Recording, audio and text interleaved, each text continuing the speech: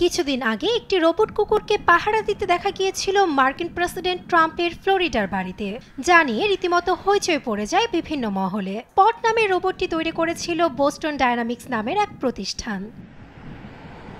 এবার বিভিন্ন আকারের মানবিক রোবট নিয়ে এক প্রদর্শনীর আয়োজন করা হয় ফ্রান্সে।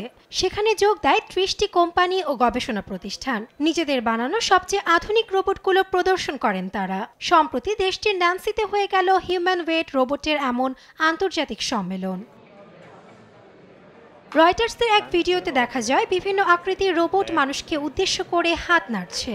আবার কুকুরের মতো হেঁটে বেড়াচ্ছে ভিশন ৬০ নামের এক রোবট, যেটি তৈরি করে আমেরিকান এক কোম্পানি।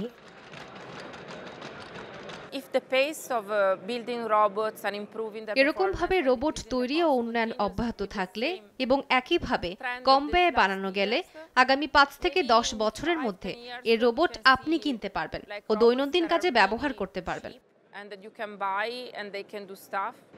লরেইন ইউনিভার্সিটির ইন্ডিয়া সেন্টারের গবেষণা পরিচালক সেরেনা ইভালডি জানান, গত বছর মেকাট্রনিক্স কম্পোনেন্টে অভূতপূর্ব পরিবর্তনের ফলে বর্তমানে রোবটগুলো অনেক বেশি কার্যক্ষম হয়েছে। কৃত্রিম বুদ্ধিমত্তা ও ইঞ্জিনিয়ারিং প্রযুক্তির সমন্বয়ে মানবিক রোবটের পরিধি বেড়েছে।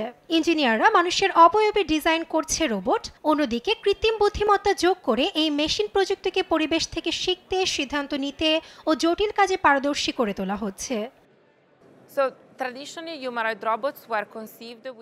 সাধারণত মানবিক রোবট ট্র্যাডিশনাল মেকানিজম ব্যবহার করে তৈরি করা হয়, কিন্তু গত বছর মেকাট্রনিক্স অংশে একটি অভূতপূর্ব পরিবর্তন আসে এবং সেই সাথে এর ব্যয়ও অনেক কমেছে।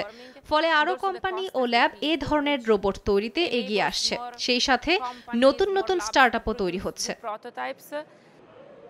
এই কৃত্রিম বুদ্ধিমত্তার রোবট শিল্পের জগতেও অভূতপূর্ব পরিবর্তন আনবে বলে বিশ্বাস বিজ্ঞানীদের। স্বাস্থ্য খাত থেকে শুরু করে দুর্যোগ মোকাবেলায় বহুল ব্যবহারের সুযোগও আছে।